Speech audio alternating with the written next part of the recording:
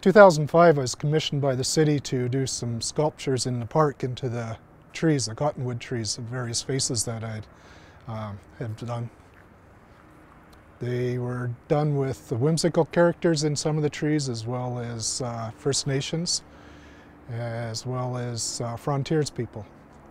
I wanted to do the whimsical ones because of any forest to me is enchanted, so the idea of the whimsical character is to go along with the whimsical forest or enchanted forest. And as far as the First Nations, they were the first people to walk through these areas. So I wanted to show respect to them by doing some of the carvings as the First Nations what may have walked these trails.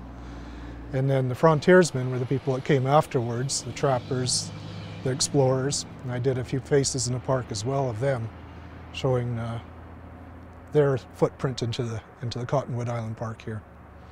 There's a total of 8 trees were carved in 2005. Now there's only 7 what are left. It appears the ones washed away from our floods. So with those 8 trees, it took me a week to construct all the faces in there.